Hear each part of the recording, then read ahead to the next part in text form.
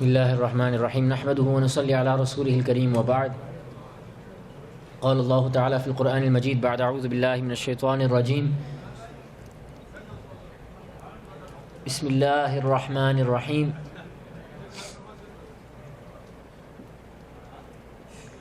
إنما المؤمنون إخوة فأصلحوا بين أخويكم واتقوا الله لعلكم ترحمون.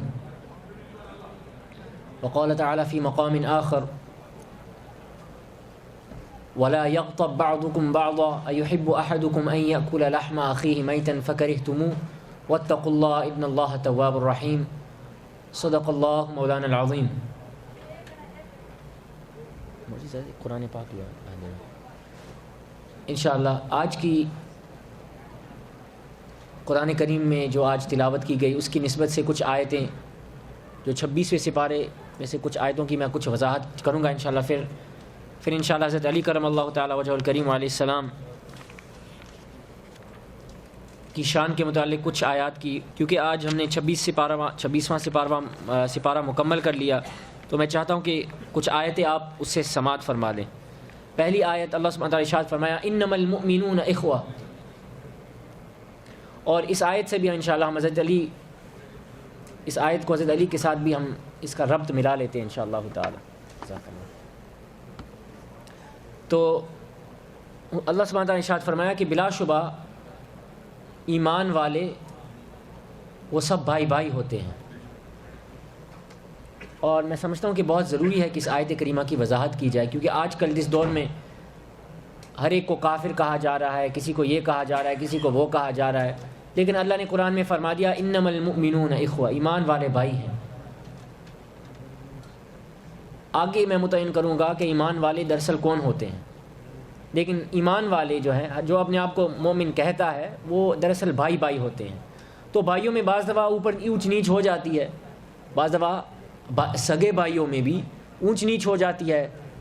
کوئی آپ نے ایک ایسی بات کہہ دی کہ وہ ناراض ہو گیا آپ سے، لیکن اس کا مطلب یہ نہیں ہوتا کہ وہ آپ کے بارے میں وہ دل میں وہ بغض رکھتا ہے، کیونکہ وہ آخر آپ کا سگا بھائی ہے.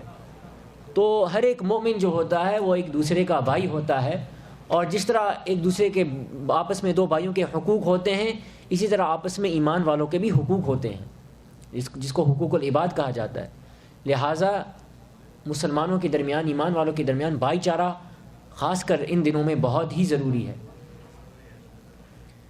آپ اگر دیکھیں کہ آپ اگر ٹی وی پر اخبار دیکھا کریں، نیوز دیکھا کریں، تو آپ اکثر دیکھا کرتے ہیں کہ ہر خبر میں اسلام کو نیچا دکھانے کی کوشش کی جاتی ہے.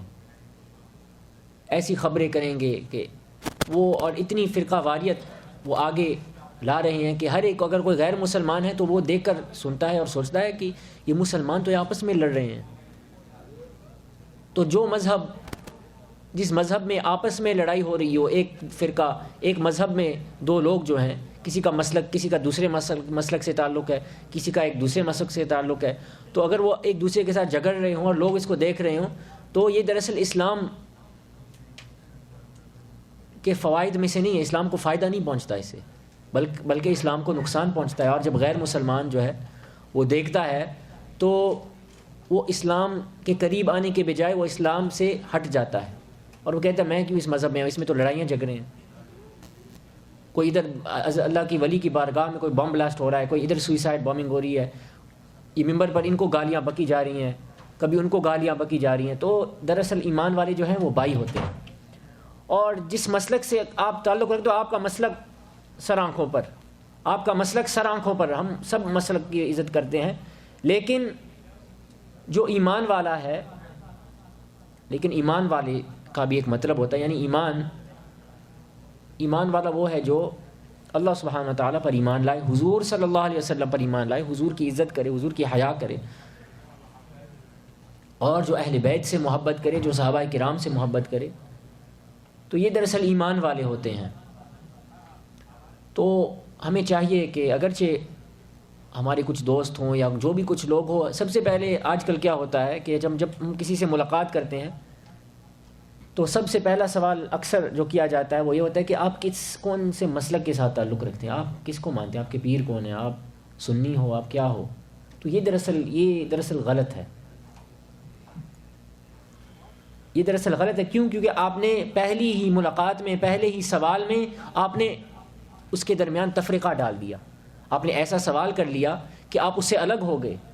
آپ نے پہلے پوچھا آپ کون سے مسلک کے ساتھ الگ ہوئے.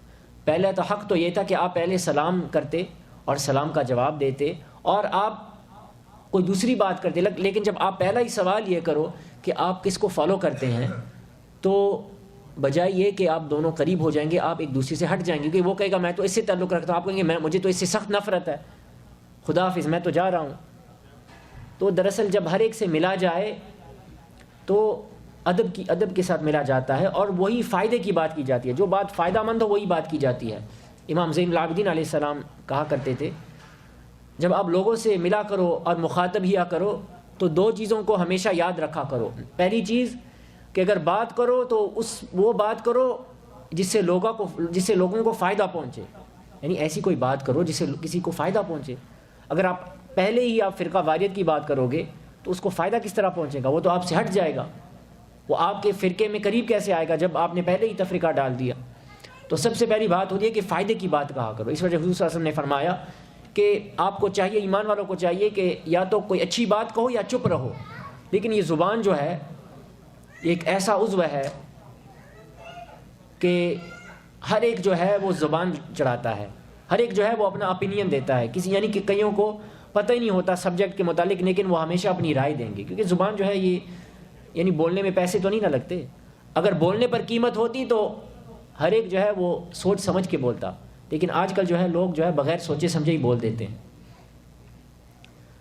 تو بولنے میں بھی اسی وجہ سے علماء کرام کہتے ہیں کہ جب بولا کرو، اگر ایک بندہ جو ہے ماشاءاللہ اگر اس کا کوئی اسٹیٹس ہے ماشاءاللہ اگر پڑھا لکھا ہے تو آپ دیکھیں گے جو پڑھے لکھے لوگ ہوتے ہیں وہ سوچ سمجھ کے بولتے ہیں. وہ ایسے نہیں لفافے مارتے، وہ سوچ سمجھ کے بولتے ہیں اور زیادہ سے فائدہ کی بات کرتے ہیں. علماء کرام بھی زیادہ تر وہ خاموش رہتے ہیں اور اگر بات کرتے ہیں تو کسی فائدے کی والی بات کرتے ہیں. تو سب سے پہلے جب آپ کسی مسلمان بھائی سے ملو تو سلام کرو. یہ مت پوچھو کہ آپ کس مسلک کے ساتھ تعلق رکھتے ہو، کیونکہ وہ اس کا معاملہ اور اس کے اللہ کا معاملہ ہے.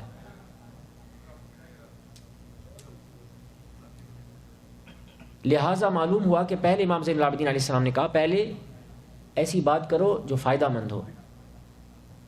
اور دوسری انہوں نے بات یہ کہی کہ جب بات کرتے وقت بھی ادب کو ملحوظ رکھا کرو، ادب کے ساتھ بات کیا کرو.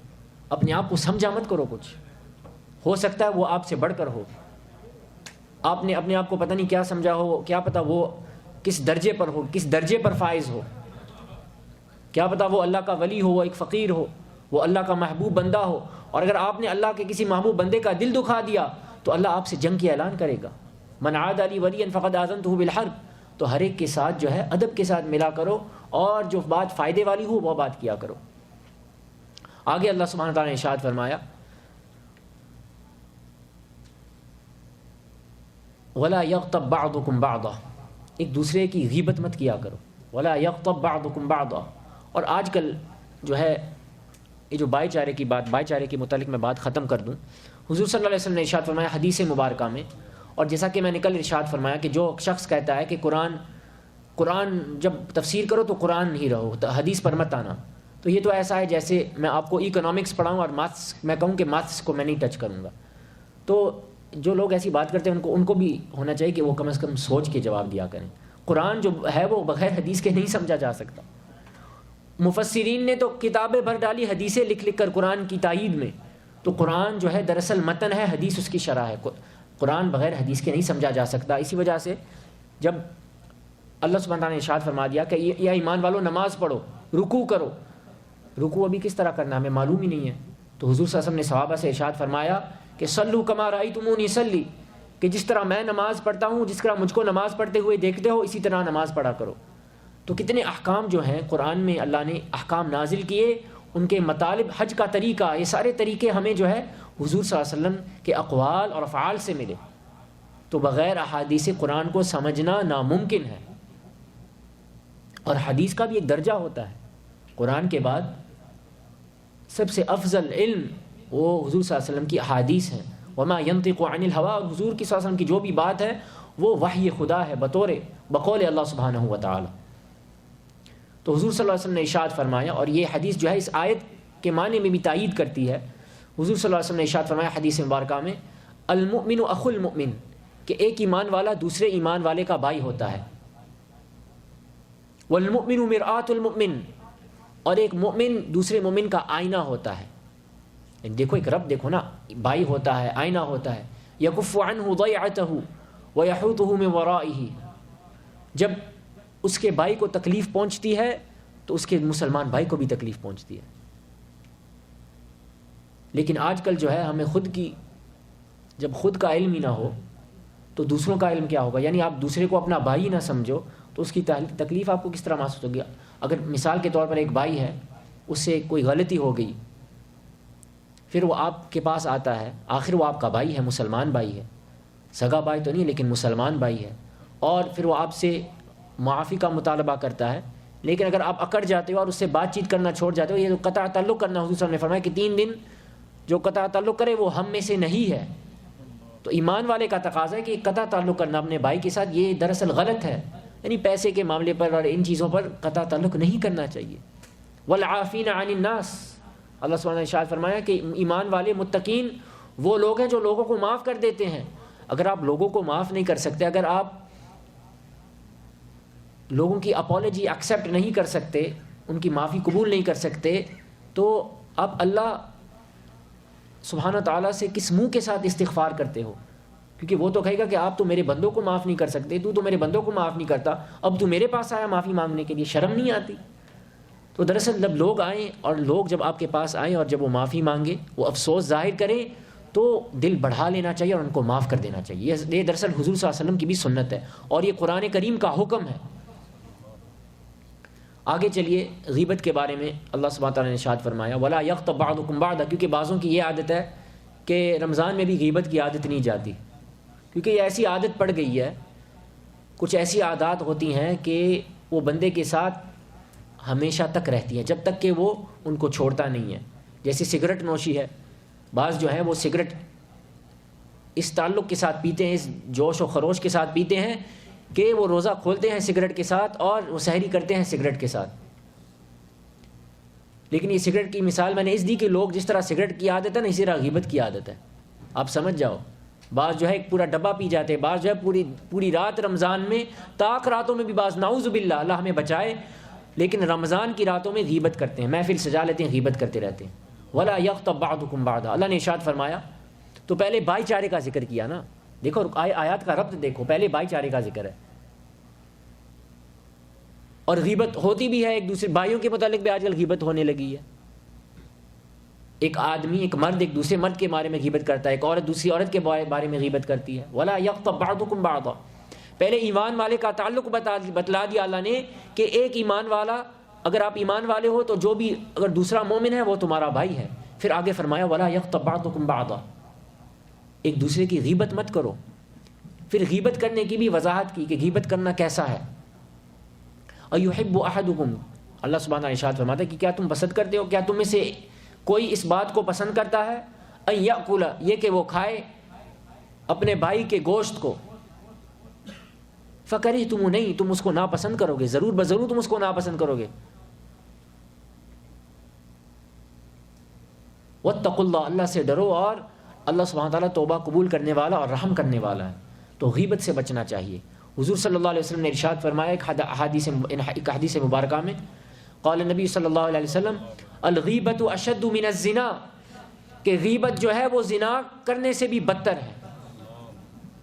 آج جو شخص زنا کر دیتا ہے، نعوذ باللہ، غلطی سے کوئی گناہ ہوتے رہتے، کوئی بندہ زنا کر لیا اس نے، نعوذ باللہ، تو ہم اس کو ایسی نیچی نظر سے دیکھتے ہیں جیسے کہ اس سے بڑا کوئی گنہگار ہی نہیں ہے۔ اس نے چلو زنا کرنا بھی بڑا گناہ ہے، وَلَا تَقْرَبُوا الزِّنَا إِنَّهُ كَانَ فَاحِشًا وَسَاءَ سَبِيلًا، اللہ نے فرمایا، اللہ سبحانہ وتعالیٰ نے زنا کے قریب بھی مت جانا، کیوں؟ کیونکہ وہ فحش ہے، وہ برائی ہے، وہ گندگی ہے، وَسَاءَ سَبِيلًا، اور بہت ہی برا راستہ ہے۔ لیکن اگر کسی نے زنا کر لیا اور اس نے توبہ کر لی اور اللہ نے اس کو معاف، اس کی توبہ قبول کر لی، اللہ نے سبحانہ تعالیٰ نے اس پر توجہ فرمائی، اس کی توبہ قبول کر لی، پھر بھی جو انسان ہے اور جو مسلمان ہے بعض، وہ اس پر اس طرح تانا زنی کریں گے جیسے اس سر زمین پر، روئے زمین پر اس سے کوئی بڑا گنہگار ہی نہیں ہے، اور خود جو اس کو تانا دے گا وہ خود غیبت میں مبتلا ہوگا. اور غیبت کرنا یہ تو زنا کرنے سے بھی بدتر ہے. تو بعض دفعہ دوسروں پر انگلیاں اٹھانے کے بجائے پہلے اپنے آپ پر دیکھنا چاہیے کہ میں کون سے گناہ میں مبتلا ہوں. اس کے بجائے کہ آپ دوسروں کو کہو کہ تو زانی ہے، تو شرابی ہے، تو کبابی ہے، تو فلاں ہے، تو چرسی ہے، پہلے اپنے آپ کو دیکھو. کیا تم غیبت کر رہے ہو؟ کیا تم حسد کرتے ہو لوگوں سے؟ کیا تم بغض رکھتے ہو؟ کیا تم حضور صلی اللہ علیہ وسلم کے بارے میں آپ کے کیا گھٹیا عقائد ہیں؟ حضرت علی کے بارے میں بغض کرتے ہو، صحابہ کے بارے میں بغض کرتے ہو. تو پہلے اپنے آپ کو ذرا دیکھنا چاہیے، پھر دوسروں. پہلے اپنے آپ کو دیکھ لو، اپنے آپ کو مکمل کر لو، پھر بھی آپ کا حق نہیں بنتا کہ دوسروں کو دیکھو. آپ کا حق نہیں بنتا کہ آپ کسی دوسرے کو کہو کہ تو ایسا ہے، تو ایسا. پہلے اپنے آپ کو دیکھو. اگرچہ آپ جتنے بڑے ہو گئے ہو، فاضل ہو گئے ہو، داڑیاں رکھ لی ہیں، ایمان والے پانچ گانا نمازی ہو گئے ہو، تہجد پڑھتے ہو، پھر بھی اپنے آپ کو دیکھا کرو. دوسروں کے بارے میں کوئی بھی رائے قائم کرنا یہ آپ کا حق نہیں ہے. حضور صلی اللہ علیہ وسلم نے ارشاد فرمایا کہ غیبت کرنا یہ زنا سے بھی بدتر ہے. اچھا یہ کس طرح ممکن ہے؟ زنا جو ہے، زنا تو بہت بڑا گناہ ہے. زنا کرنا یہ تو بہت بڑا گناہ ہے. یاد کرو اس واقعے کو، کہ ایک واقعہ مشہور حدیث ہے، ریاض الصالحین میں امام نووی رحمہ اللہ تعالیٰ نے اس حدیث کو ذکر کیا. اور سب کو یہ حدیث یاد ہوگی کہ ایک بدکار عورت تھی، وہ بہت بدکار عورت تھی، اور ایک مرتبہ وہ چل رہی تھی اور اس نے ایک پیاسے کتے کو دیکھا. کتا پڑا ہوا تھا، پیاسا تھا. یہاں تو خیر کینیڈا میں وہ ایسے کتے نہیں ہوتے، پاکستان یا ہندوستان میں جو بندہ چلا جائے تو آپ کو یہ ایسے کتے ملیں گے. یہاں تو کتے بھی ماشاءاللہ پلے بڑے ہیں اور پہلوان ہیں. تو یہاں تو کتوں کے ساتھ ان کافروں کی ایسی نسبت ہے کہ وہ کتوں کو بھی انہوں نے جو ہے شاہی بنا دیا، یعنی ان کو اتنی عزت کرتے ہیں. ماں باپ کی عزت نہیں، کتے کی عزت ہو رہی ہے. اللہ بچائے، اللہ ان کو ہدایت دے. تو بات میں کر رہا تھا، یہ کتے کی بات کہاں سے آ گئی؟ ہاں، اللہ اکبر. تو ایک پیاسا کتا پڑا ہوا تھا. کیونکہ میں تیاری کر کے نہیں آتا، تو جو اللہ سبحانہ تعالیٰ کے فضل سے جو عنایت ہوتا ہے وہی ہم آپ کی طرف آپ کی نظر کرتے ہیں. تو ایک پیاسا کتا تھا، وہ پڑا ہوا تھا، یعنی شدید، یعنی قریب تھا کہ وہ مر بھی جائے، یعنی اتنا پیاسا تھا. اور پاکستان میں کیا ہوتا ہے، کتنے کتے ہوتے ہیں پاکستان انڈیا میں. ہم نے کتنے کتوں کے اوپر، جب میں چھوٹا تھا، اللہ مجھے معاف کرے، میں نے جب ادھر گیا، میں چھوٹا تھا، تو میں نے دیکھا کہ کتوں پر ظلم، کتوں کو لات مارتے ہیں، کھوتے کو بھی جو ہے کک لگاتے ہیں، ڈنڈا مارتے ہیں. اور جو کتا ہوتا ہے اس پر تو اینٹیں پھینکتے تھے میرے گاؤں میں، نعوذ باللہ من ذالک. لیکن یہ عورت کا دیکھو، بدکار عورت ہے، یعنی عمل اس کا صحیح نہیں ہے، بدکار عورت ہے، لیکن انسانیت کا تقاضا دیکھو، اس کی ہمدردی دیکھو کہ اس نے دیکھا یہ کتا پڑا ہوا ہے. اگر چاہتی تو اس کو اگنور کرتی، چلی جاتی کہ مجھے کیا کتے سے واسطہ. لیکن دراصل اللہ کی مخلوق کے ساتھ اچھائی کرنا، یہ دراصل اللہ نے قرآن میں بتلا دیا. ان فی خلق السماوات والارض واختلاف اللیل والنہار لآیات لأولی الالباب الذین یذکرون. یہ تو تفکر اور ایک کتے کی مدد کرنا یہ انسانیت کا تقاضا ہے. بعض تو بڑے بڑے ایمان کا دعویٰ کرتے کہ ہم مومن ہیں، ہم تو نمازی ہیں، ہم نے روزے کیے، ہم نے حج رکھے، ہم نے روزے رکھے، ہم نے حج کیے، ہم نے عمرہ کیا. لیکن انسانیت جو ہے ان میں ایک جو ہے سکے کے برابر انسانیت ان میں موجود نہیں ہے. انسانیت جو ہے وہ بہت ضروری ہوتی ہے. تو وہ کتا پڑا ہوا تھا، سخت پیاسا تھا. اس نے کیا کیا، اس نے کتے کو پانی پلا دیا. کتے کو پانی پلانے کے بعد اللہ سبحانہ و تعالیٰ نے اس کو بخش دیا. بدکار عورت تھی، کتے کو پانی پلا دیا، اللہ نے اس کو بخش دیا. تو کیا پتہ جن لوگوں کو ہم گھٹیا نظر سے دیکھتے ہیں، اگرچہ وہ جو ان سے بھی گناہوں میں وہ مبتلا ہیں، لیکن کیا پتہ اللہ نے ان کی مغفرت کر دی ہو. کیا پتہ رمضان میں اللہ نے مغفرت کے ایام میں اللہ نے ان کی مغفرت کر دی ہو. تو لہٰذا لوگوں کے بارے میں گھٹیا رائے رکھنا یہ دراصل یہ ایک بری بات ہے. جب ایک ماں کہتی ہے نا اپنی چھوٹی بچی سے یا بچے سے، بیٹا یہ بری بات ہے، تو اسی طرح میں آپ کہہ رہا ہوں یہ ایسے گھٹیا لوگوں کے بارے میں رائے رکھنا یہ بری بات ہے. اپنے دلوں کو بڑھاؤ، اپنے اعمال کو بڑھاؤ، خود اپنا تزکیہ کرو، دوسروں کی فکر مت کرو. یا ایھا الذین آمنوا قوا انفسکم واہلیکم نارا. اللہ سبحانہ تعالیٰ نے ارشاد فرمایا کہ اے ایمان والو قوا انفسکم، پہلے اپنے آپ کو آگ سے بچاؤ، پہلے اپنے آپ کو بچاؤ پھر گھر والوں کو بچاؤ. تو پہلے اپنے آپ کا تزکیہ کرو پھر گھر والوں کا تزکیہ کرو. پہلے اپنے آپ کو آگ سے بچاؤ اور پھر گھر والوں کو آگ سے بچاؤ. پڑوسی کے بارے میں اور جو کتنے میل آپ سے دور رہتا ہے اس کی فکر مت کرو. جو مسجد میں آپ سے آتا ہے اور جو آپ کے ساتھ کام کرتا ہے اس کی فکر مت کرو. پہلے اپنے آپ کو اور اپنے گھر والوں کو بچاؤ آگ سے. وقودها الناس والحجارہ یا ایھا الذین آمنوا قوا انفسکم واہلیکم نارا وقودها الناس والحجارہ اعدت للکافرین. تو پہلے اپنے آپ کو بچایا جاتا ہے، اپنے اعمال درست کیے جاتے ہیں، علم حاصل کیا جاتا ہے، اخلاق بڑھائے جاتے ہیں، پھر اپنے گھر والوں کو اس کی تہذیب دی جاتی ہے، ان کو یہ اخلاق سکھائے جاتے ہیں، اور بعد میں پھر اس سب کچھ کرنے کے بعد پھر جو ہے اپنے آپ کے اخلاق مزید بڑھائے جاتے ہیں. پھر بھی آپ کا حق نہیں بنتا آپ دوسروں کی اصلاح کرو. پہلے اگر اپنی اصلاح نہیں ہو رہی دوسروں کی اصلاح کیا ہوگی؟ تو اس عورت نے کتے کو پانی پلا دیا اور اللہ سبحانہ تعالیٰ نے اس کو بخش دیا. وہ زانیہ تھی، بدکار تھی. یہ حدیث میں نے اس لیے ذکر کی کہ دیکھو کہ اگرچہ جو بھی زنا کرے اللہ سبحانہ تعالیٰ اس کو بخش دیتا ہے، لیکن غیبت کرنا یہ زنا سے بھی بدتر ہے. جو شخص غیبت کرتا ہے وہ اس بدکار عورت سے بھی بدتر ہے. کیوں؟ کیونکہ جب ایک شخص زنا کرتا ہے تو وہ اجتماعی طور پر زنا نہیں کرتا، وہ آپ کے سب کے سامنے زنا نہیں کرے گا، وہ چھپ کے زنا کر لے گا. تو کیا پتا اس نے چھپ کے گیا، زنا کیا، گرا گیا، پھر اس کو افسوس ہوا، اس نے توبہ کر لی، وہ رویا، اللہ نے اس کو معاف کر دیا. آپ کو پتہ چلا اس نے تو زنا کیا تھا اس دن، آپ پھر بھی اس کو معاف نہیں کریں گے، لیکن رب نے اس کو معاف کر دیا. کہاں تمہاری معافی، کہاں رب کی معافی؟ نصیر ان کے سوا کون ہے رسول ایسا، جو بخشوانے پہ آئے تو بخشوا کے چلے. نصیر ان کے سوا کون ہے رسول، یعنی جب رسول صلی اللہ علیہ وسلم بخشوانے پہ آتے ہیں تو سب کو بخش دیتے ہیں، اس میں کوئی کنجوسی نہیں ہوتی. کنجوسی تو ہم میں ہوتی ہے. تو غیبت جو ہے وہ اس لیے زنا سے بدتر ہے کہ جب شخص غیبت کرتا ہے تو وہ ایک دو لوگوں کو ساتھ بیٹھ کر غیبت کرتا ہے. کبھی 5 لوگ ہو جاتے ہیں، کبھی 6 لوگ، کبھی 7 لوگ، کبھی 8 لوگ. تو کبھی غیبت ایک بندہ کرتا ہے، ایک شروع کرتا ہے، دوسرا پھر اس کی تائید کرتا ہے، کہتے ہیں ہاں وہ تو ایسا ہے، تیسرا کہتے ہیں ہاں، چوتھا، 5واں، 6واں، پھر تو جو بھی، اور جو مسجد میں کرتے ہیں تو مسجد کی پوری جماعت کو وہ اس میں شامل کر لیتے ہیں. اللہ کی بنا مسجد میں آپ آئے تھے اللہ سے قرب حاصل کرنے کے لیے.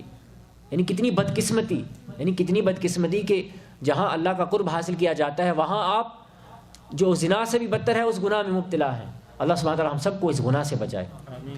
تو معلوم ہوا کہ غیبت کرنا یہ زنا سے بھی بدتر ہے. دعا کرو اللہ سبحانہ تعالیٰ. اور جو اس گناہ سے اگر آپ نے کسی کی غیبت کی ہو تو آپ کو پتہ ہے کہ آپ کو اس سے معافی مانگنی پڑے گی. حقوق العباد میں سے ہے. کیوں؟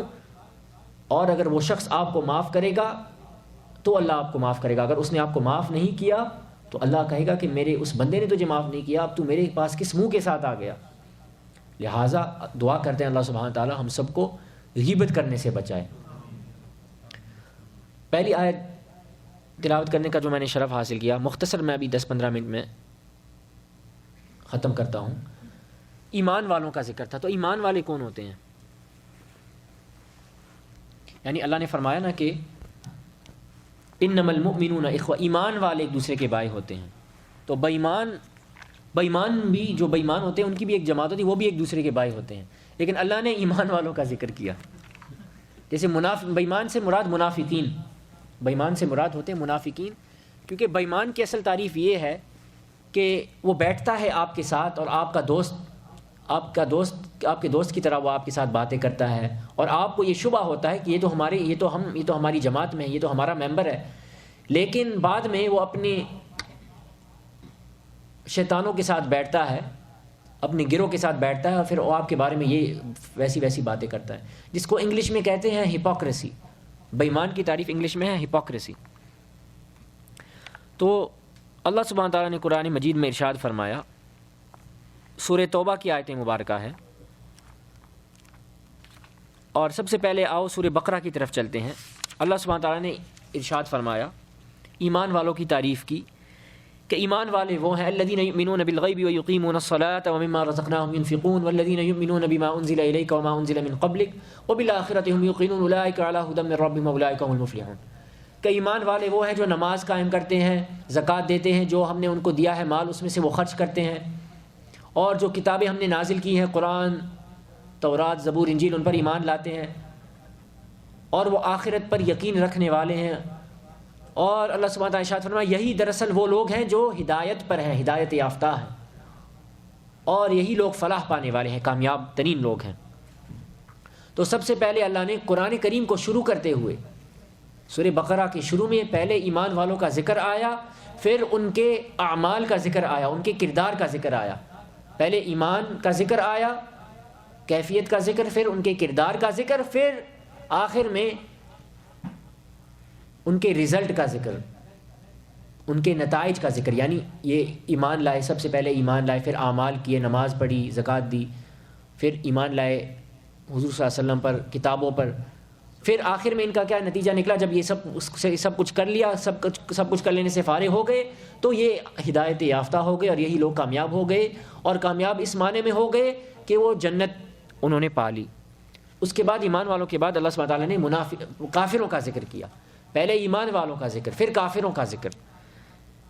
اللہ سبحانہ تعالیٰ نے ارشاد فرمایا ان الذین کفروا سواء علیہم انذرتهم ام لم تنذرهم لا یؤمنون ختم اللہ علی قلوبہم وعلی سمعہم وعلی ابصارہم غشاوۃ ولہم عذاب عظیم، کہ یہ کافر لوگ، یہ انکار کرنے والے، کفر کا مطلب ہے کفر یکفر کافرا، انکار کرنا یعنی نہ ماننا، اور ایمان کا معنی ہے مان لینا، تسلیم کر لینا۔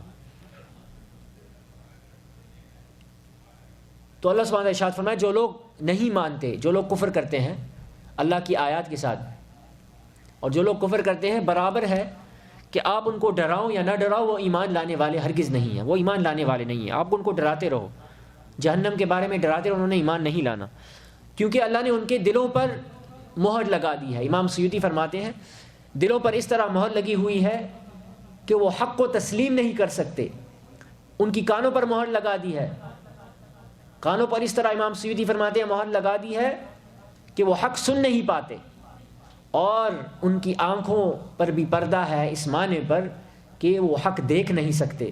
تو جو شخص حق تسلیم نہیں کر سکتا، جو حق سن نہیں سکتا اور جو حق دیکھ نہیں سکتا، وہ کبھی حق پر ہو ہی نہیں سکتا، اور کبھی حق پر چل ہی نہیں سکتا۔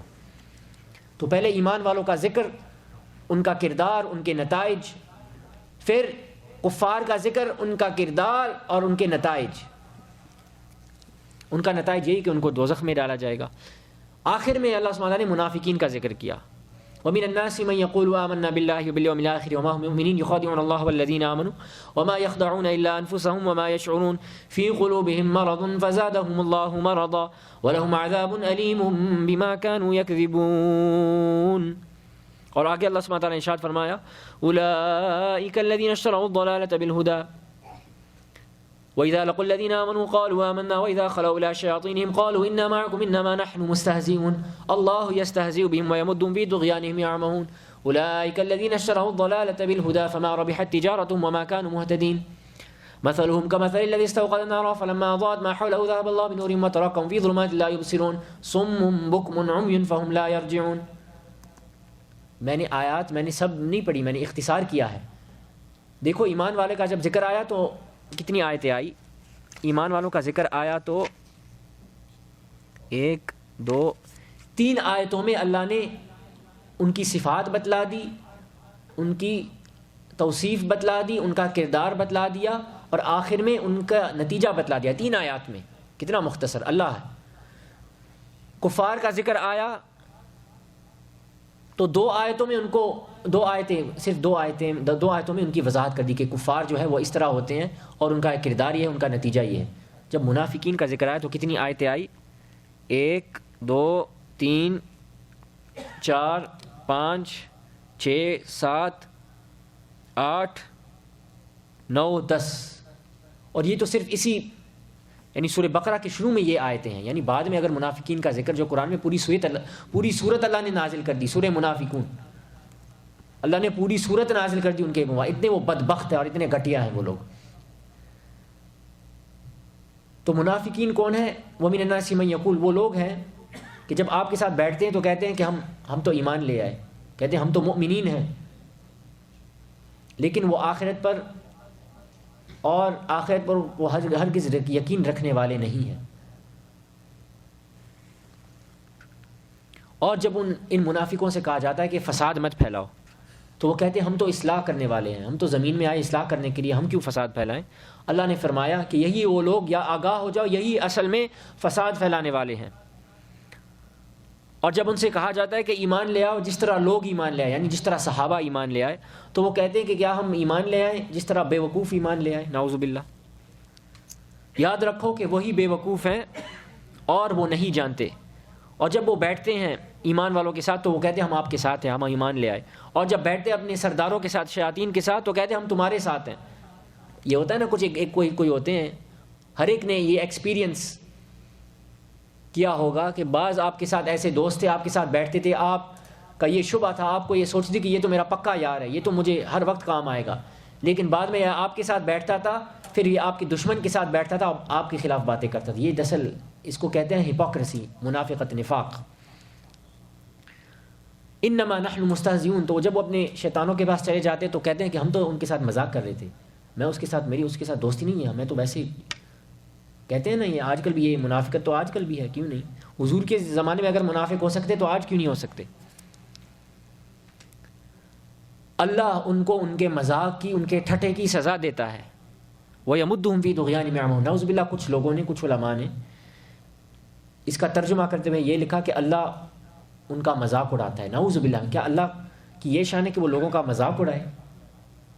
نعوذ باللہ۔ قرآن کی سمجھ ہونی چاہیے، یعنی قرآن کا ترجمہ بھی رسپیکٹ کے ساتھ اور عزت کے ساتھ، حیا کے ساتھ کرنا چاہیے۔ اعلیٰ حضرت نے اس کا ترجمہ کیا کہ اللہ ان کو ان کے ٹھٹے کی سزا دیتا ہے۔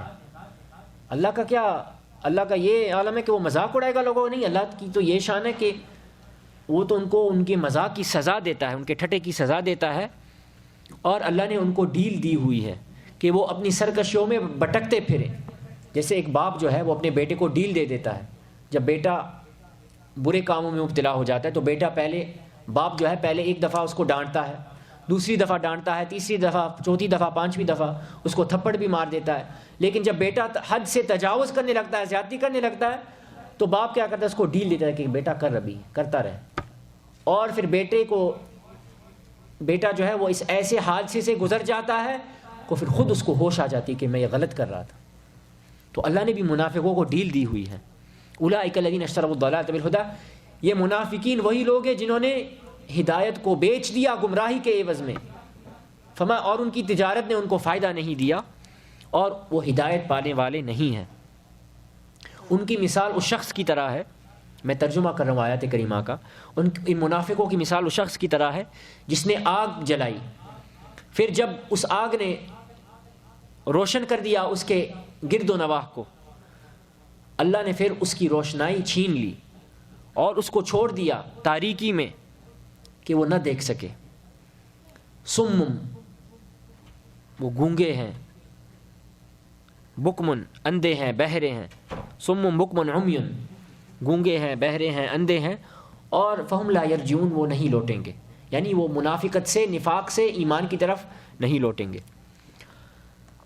تو یہاں ان آیات سے ہمیں، ان آیات کی تطبیق سے معلوم ہوا کہ پہلے اللہ نے ایمان والوں کا ذکر کیا، تو سب سے افضل ترین چیز کیا ہے؟ وہ ایمان ہے۔ ایمان کے بعد جو بری چیز ہے وہ کیا ہے؟ کفر ہے، اور کفر سے بھی جو بدترین چیز ہے وہ کیا ہے؟ نفاق ہے۔ اللہ سبحانہ تعالیٰ نے ارشاد فرمایا، سورہ توبہ کی آیت مبارکہ ہے،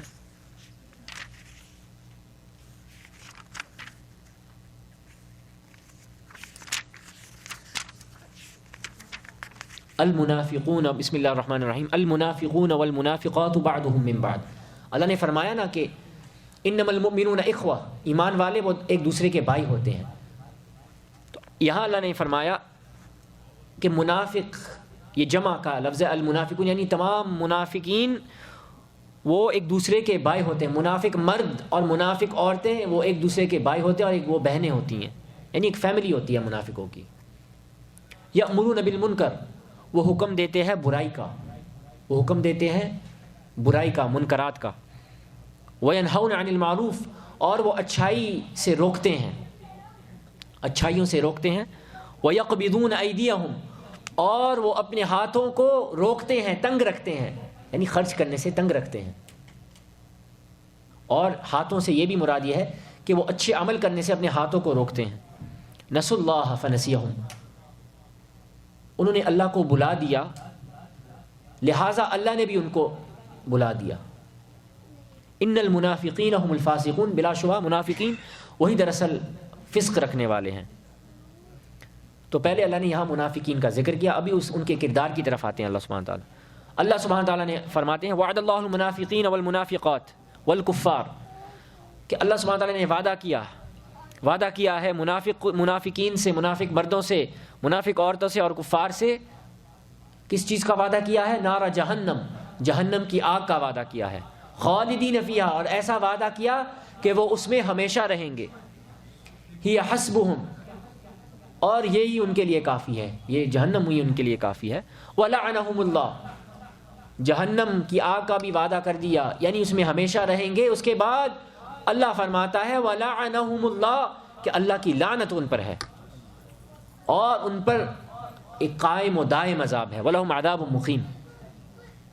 تو منافقوں کا، منافق مردوں، منافق عورتوں کا ذکر آیا، پھر ان کے کردار کا ذکر آیا. وہ برائی کرنے کا حکم دیتے ہیں، بلائی سے روکتے ہیں، اور آخر میں اللہ نے ان کا نتیجہ بتلا دیا کہ ان کے لیے دراصل وعدہ ہے جہنم کا، جہنم کی آگ کا، اس میں ہمیشہ رہیں گے اور اللہ کی لعنت ہے ان پر.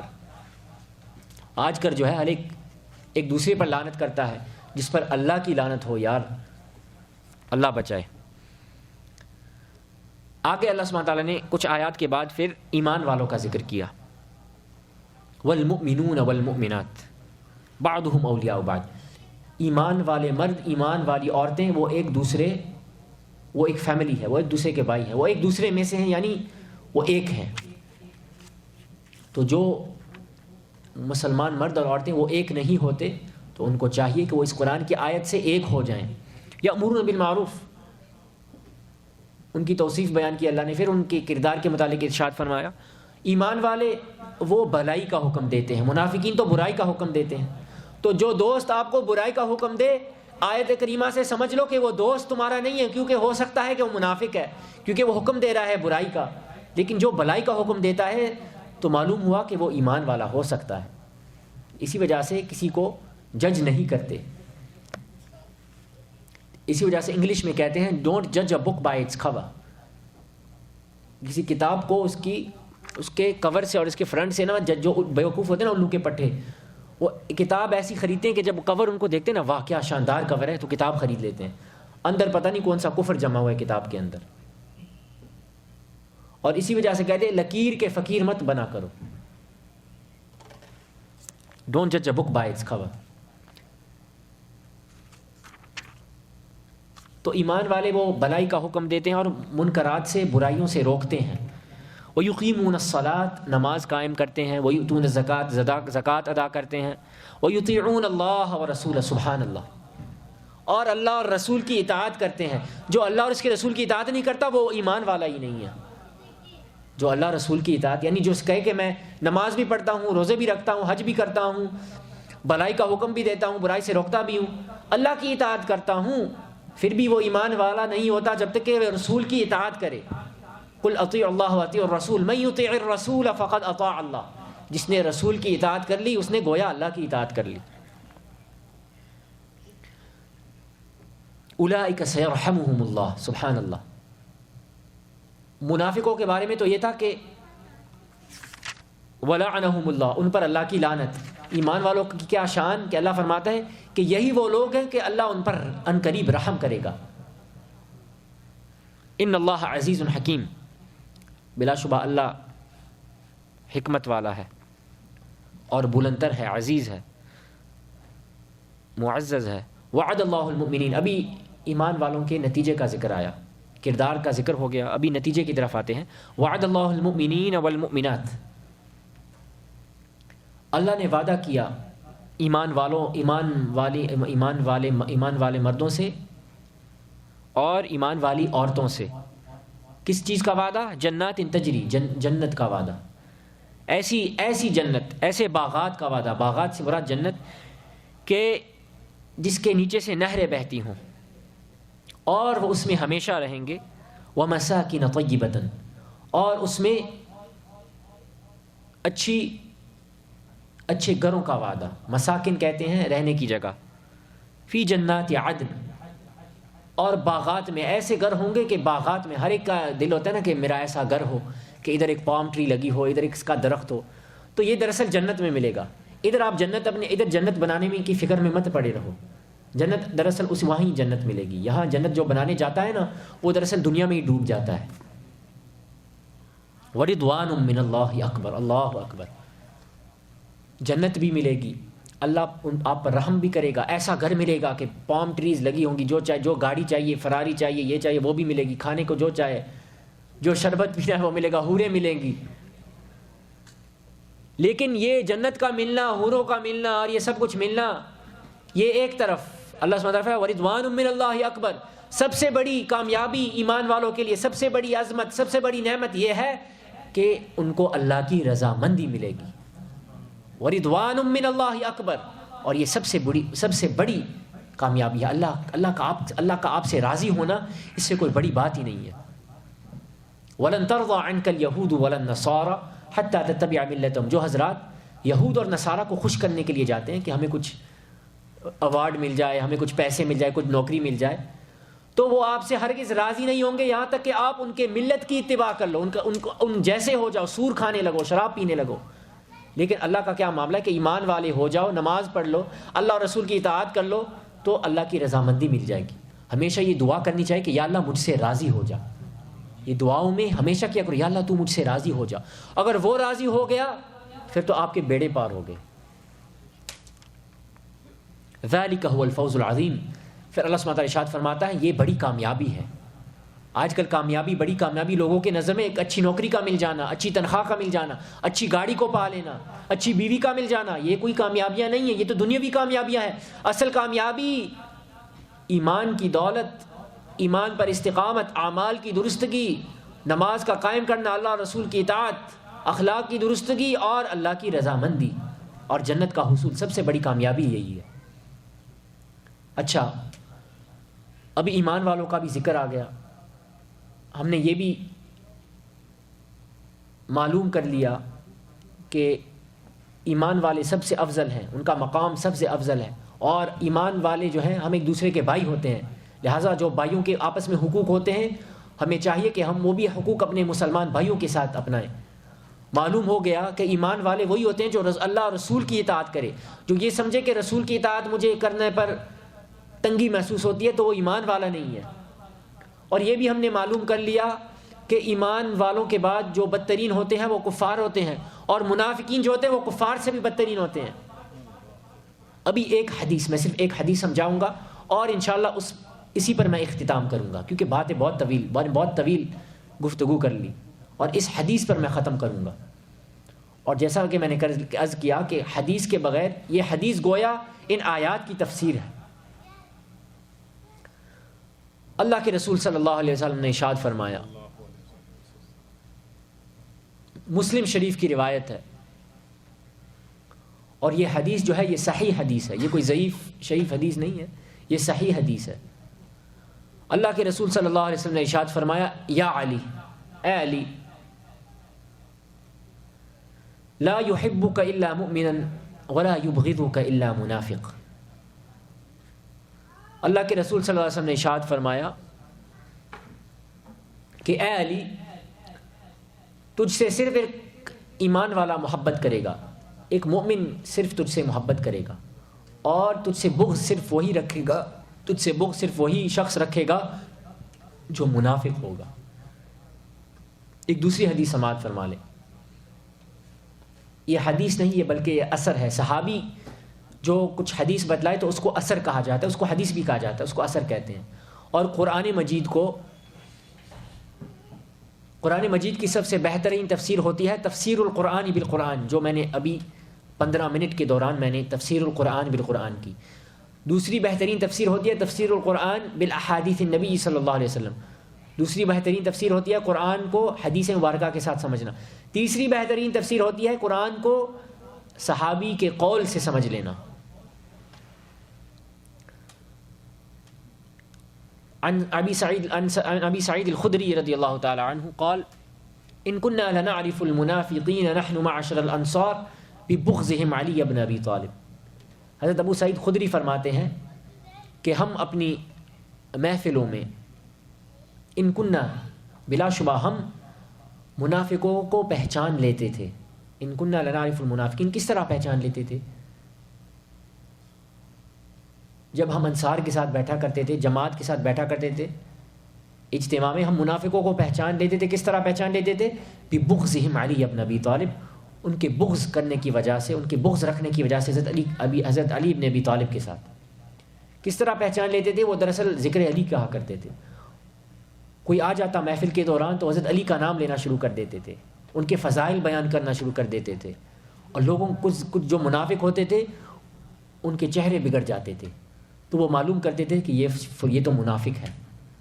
جس طرح بعض دفعہ جو بزنس مین ہوتا ہے، جب بزنس میٹنگ ہوتی ہے تو ایک بزنس مین جو ہوتا ہے وہ ایسی باتیں کرتا ہے کہ وہ آگے سامنے والے بندے کو ٹیسٹ کر لے وہ کتنا اچھا ہے، وہ کتنا ٹرسٹ ورتھی ہے. تو صحابہ کا بھی دیکھو، صحابہ کا اصول دیکھو کہ انہوں نے بھی ایک کرائیٹیریا بنایا ہوا تھا، ایک انہوں نے ٹیسٹ بنایا ہوا تھا کہ علی کا نام لے لیتے ہیں، علی کا بغض کر لے تو منافق ہے. اسی وجہ سے معلوم ہوا کہ نہ جبہ دیکھو نہ دستار دیکھو، بس علی کا پیار دیکھو. نہ جبہ دیکھو نہ دستار دیکھو، بس علی کا پیار دیکھو. کیونکہ ایمان والا وہی ہے جو علی سے پیار کرے، اور منافق وہی ہے جو علی سے بغض رکھے. تو اللہ کے رسول صلی اللہ علیہ وسلم نے ارشاد فرمایا اے علی، تجھ سے محبت صرف ایک ایمان والا کرے گا یا ایمان والی کرے گی، اور تجھ سے بغض صرف ایک منافق کرے گا. تو حیرت کی بات ہے کہ کسی انبیاء اگر کوئی بندہ کسی نبی کو نہیں مانتا، اگر کوئی کہے کہ میں فلاں نبی پر ایمان نہیں لاتا، اگر کوئی بندہ یہ کہے کہ میں فلاں نبی کو نہیں مانتا، میں فلانی کتاب کو، میں تورات کو نہیں مانتا، اگر کوئی کہے کہ میں فلانی صحابی رسول کو نہیں مانتا، اگر کوئی کہے کہ میں قرآن کی اس آیت کو نہیں مانتا، اگر کوئی کہے کہ میں نماز کو نہیں مانتا، نعوذ باللہ من ذالک، اگر کوئی کہ میں زکوٰۃ کو نہیں مانتا، کچھ ہے نعوذ باللہ، اللہ ان سے بچائے، اللہ ان کی صحبت سے بچائے. تو جو نبی کو نہیں مانتا، جو رسول کو نہیں مانتا، جو اللہ کو نہیں مانتا، جو قرآن کی آیت کو نہیں مانتا، جو حدیث کو نہیں مانتا، جو اللہ کے کسی حکم کو نہیں مانتا، تو اس کو ہم کافر کہیں گے. لیکن جو علی کو نہیں مانتا اس کو منافق کہیں گے. یہ دیکھو شان علی، دیکھو یہ بات میں نے بہت بڑی کی ہے، لیکن میں نے بڑی آہستگی سے سمجھائی ہے، کیونکہ کہتے ہیں عربی میں والعاقل تکفیہ الاشارہ، کہ عقل مند کے لیے ہے اشارہ ہی کافی ہوتا ہے، اور کوئی ضرورت نہیں ہے چیخنے چلانے کی. میں بھی تھک گیا ہوں بول کے، تو چیخنے چلانے کی ضرورت، جب سمجھدار بیٹھے ہوں تو چیخنے چلانے کی ضرورت نہیں ہوتی، لیکن جب سارے ایسے بیٹھے ہوں نا، چوپائے کی طرح لوگ بیٹھے ہو، پھر چیخنے چلانے کی ضرورت ہوتی ہے، پھر واہ واہ سبحان اللہ ہوتی ہے، چیخنے پر واہ واہ سبحان اللہ ہوتی ہے. یعنی بعض کا یہ مقام ہے کہ جب عالم جو اتنا چیخ لے تو کہتے ہیں واہ نعرہ تکبیر، لیکن جب وہ ایسی بات بتاتے، عقل والی بات بتاتے، تو دراصل ان کو سمجھ بھی نہیں آتی، تو پھر کیا نعرہ کیا لگا. مذاق کر رہا ہوں. تو یہ جو میں نے آپ کو بات کی ہے کہ دیکھو ایمان، اگر کوئی اللہ کا انکار کرے، رسول کا انکار کرے، کسی صحابی کا انکار کرے، قرآن کی آیت کا انکار کرے، حدیث کا انکار کرے، کافر ہے. علی سے بغض رکھے منافق. یہ شان علی ہے، یہ شان علی ہے، یہ شان علی ہے. میں اسی پر اختتام کرتا ہوں. دعا کرو اللہ سبحانہ تعالی ہم سب کو حضرت علی کے ساتھ نسبت رکھنے کی توفیق عطا فرمائے. ہم دعا کرتا ہوں کہ اللہ سبحانہ ہم سب کے دلوں میں ذکر علی کو قائم و دائم رکھے، ہم ان کی محبت کے ساتھ ہمارے دل بھر جائیں. اور دعا کرو کہ اللہ سبحانہ تعالی حشر میں بھی ان کے ساتھ اللہ ہمیں اٹھائے، اور ان کی غلاموں میں اللہ ہمیں ان کے غلاموں میں اللہ شامل کر لے. اور دعا کرتے ہیں کہ جو حضرت علی کی شان کو نہیں جانتے اللہ ان کو ہدایت دے. اور دعا کرتے ہیں کہ اللہ ہم سب کو منافقین کی صحبت سے بچائے. آمین رب العالمین. وآخر دعوانا ان الحمد للہ رب العالمین. انشاءاللہ مختصر سے کچھ اشعار میں نے پڑھنے ہیں حضرت علی کی شان میں، اس کے بعد انشاءاللہ صلاۃ و سلام پڑھتے ہیں۔ یہ دراصل میں نے تقریر کے دوران ہی پڑھتے ہیں، لیکن بعض دفعہ کیا ہوتا ہے کہ تقریر میں وہ جو ذوق نہیں آپ کی طرف سے کوئی ذوق نہیں آ رہا تھا، تو وہ اشعار بھی میں پڑھنا ہی بھول گیا۔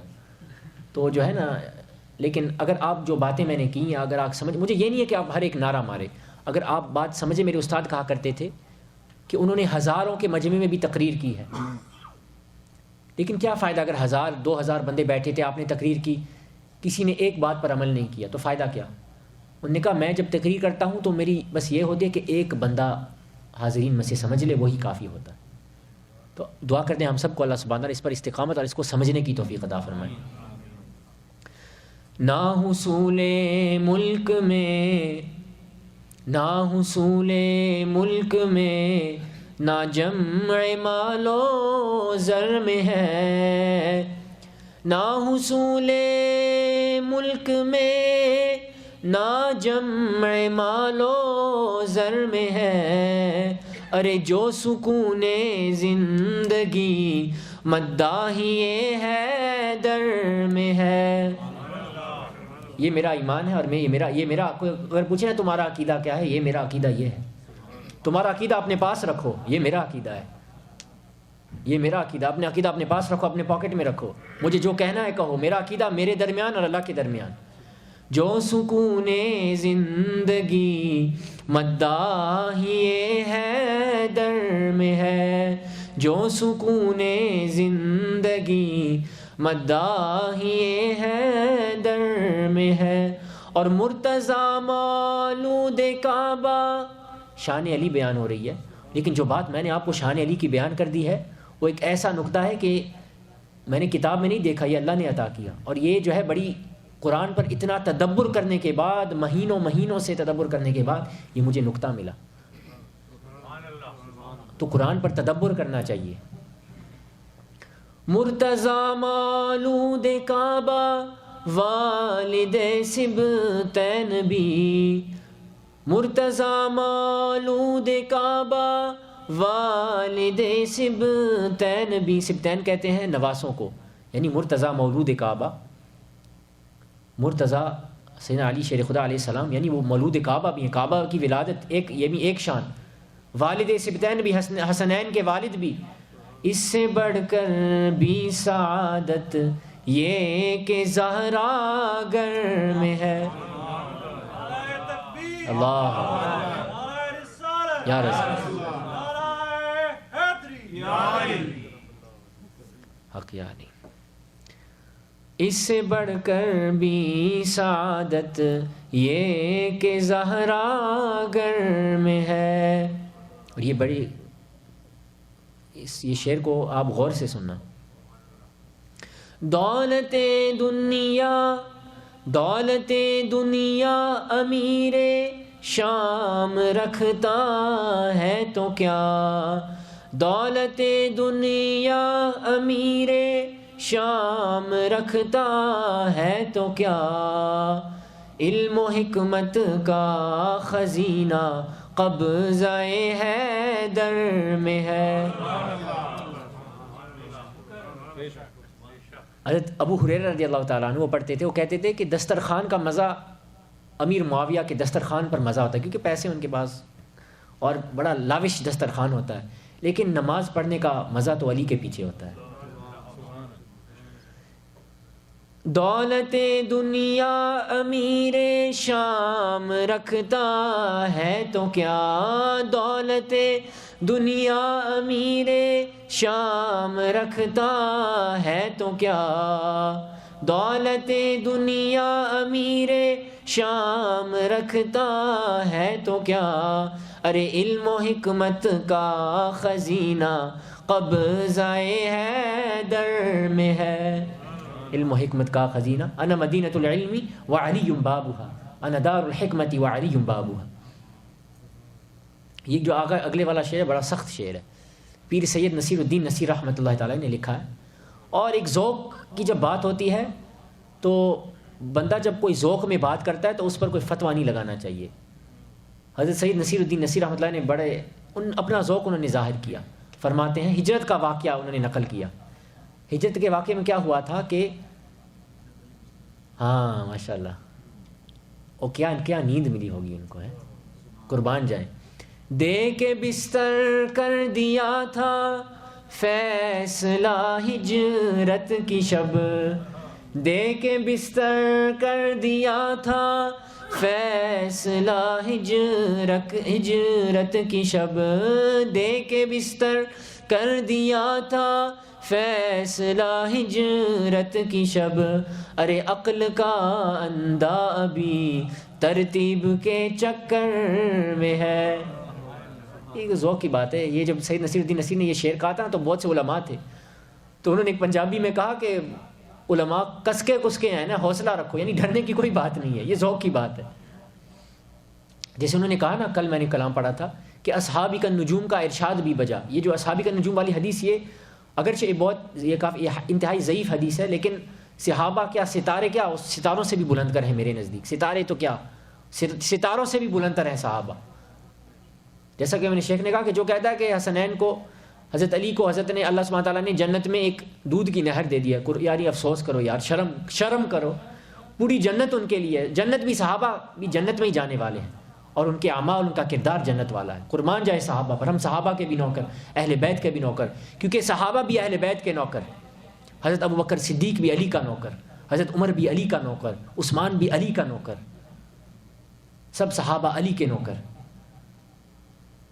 دے کے بستر کر دیا تھا فیصلہ ہجرت کی شب، عقل کا اندھا بھی ترتیب کے چکر میں ہے. اور کج کلاہوں کو بلا خاطر میں کیا لائے نصیر، ارے ان سے بڑھ کر بے نیازی اس تیرے چاکر میں ہے. یعنی جو اپنے آپ کو بڑا کچھ سمجھتے ہیں، یعنی بڑا پیسہ ان کے پاس، علم ہے، دولت ہے، اپنے آپ کو پتہ نہیں بڑا پیر فقیر سمجھتے ہیں.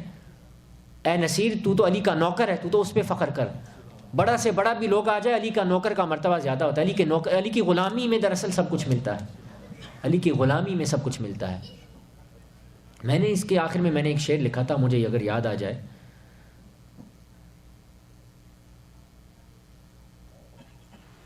مرتضیٰ ہے، کیا ہے شعر، چلو انشاءاللہ وہ کبھی اور دن آپ کو سنائیں گے انشاءاللہ. میں تیاری کر کے نہیں آتا. دعا کرتے اللہ سبحانہ ہم سب کو حضرت علی رضی اللہ عنہ کے ساتھ وابستگی کے ساتھ، ان کے ساتھ ایک تعلق اپنانے کی توفیق عطا فرمائے، ان کے ساتھ صحیح معنوں میں محبت کرنے کی توفیق عطا فرمائے، ان کے مقام کو سمجھنے کی توفیق عطا فرمائے. مصطفیٰ جانے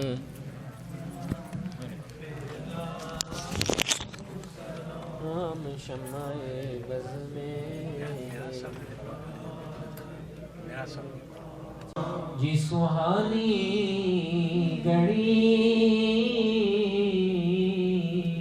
چمکا طیبہ کا چاند، جی سہانی گھڑی چمکا طیبہ کا چاند، اس دل افروز ساتھ پہ لاکھوں سلام مصطفیٰ جانے رحمت پہ لاکھوں سلام، شمع بز میں ہدایت پہ لاکھوں سلام. سیدہ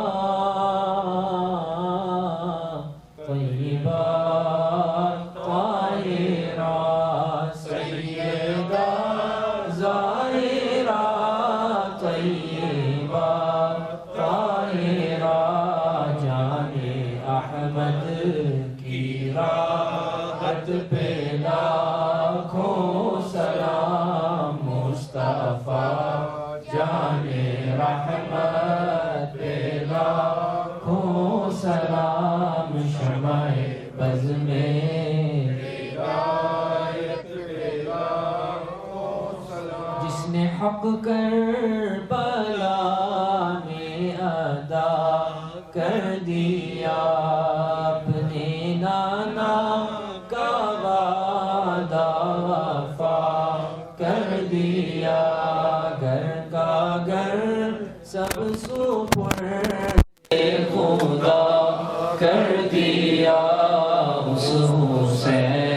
ابن حیدر پہ لاکھوں سلام، مصطفیٰ جان رحمت پہ لاکھوں سلام، شمع بز میں ہدایت پہ لاکھوں یا الہی صدقے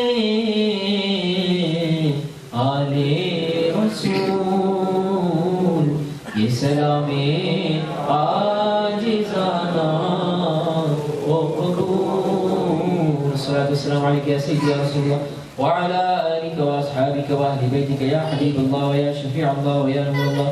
اللهم صل على سيدنا مولانا محمد وعلى آل سيدنا مولانا محمد وبارك وسلم وصل عليه وعلى آله۔ اللهم انت السلام وانت السلام تبارك ربنا وتعالى ذا الجلال والاكرام۔ اللهم اعنا على ذكرك وشكرك وحسن عبادتك، اللهم ارزقنا حب محمد وآل محمد صلى الله عليه وسلم۔ اللهم انا نسألك الهدى والتقى والعفاف والغنى، اللهم انا نسألك من خير ما سألك منه نبيك وحبيبك محمد صلى الله عليه وسلم، ونعوذ بك من شر ما استعاذك منه نبيك وحبيبك محمد صلى الله عليه وسلم، وانت المستعان عليك البلاغ ولا حول ولا قوة الا بالله العلي العظيم۔ اللهم ربنا تقبل منا قيامنا وركوعنا وسجودنا وتلاوتنا وصلاتنا وصيامنا وعباداتنا۔ یا اللہ پروردگار میں اللہ معراج دین صاحب بیمار ہیں، اللہ کو صحت تندرستی عطا فرما، کو شفا کاملہ عطا فرما، پوری امت مسلمہ جو بھی بیمار ہیں اللہ سب کو یا اللہ صحت تندرستی عطا فرما، سب کو شفا کاملہ عطا فرما، ہم سب کی عبادت قبول فرما، سب کی نیک تمنانے کی ارادت قبول فرما، سب کو یا اللہ حضرت علی رضی اللہ تعالیٰ عنہ کی محبت عطا فرما، ان کا قرب عطا فرما، اور ان کی اعلیٰ مقام کو سمجھنے کی توفیق عطا فرما۔ خمسۃ المطری بها حر والباء الفاطمہ المصطفى والمرتضى والنعمة والفاطمة، نادي علي مظهر العجائب والغرائب، نجد عونا لك في النوائب كل هم وغم سينجلي بعزمتك يا الله يا الله يا الله، وبقوتك يا محمد يا محمد يا محمد، وبولايتك يا علي يا علي، وصلى الله تعالى على حبيبي خير خلق محمد وعلى اله وصحبه اجمعين برحمتك يا ارحم الراحمين، بحق لا اله الا الله محمد رسول الله صلى الله عليه وسلم۔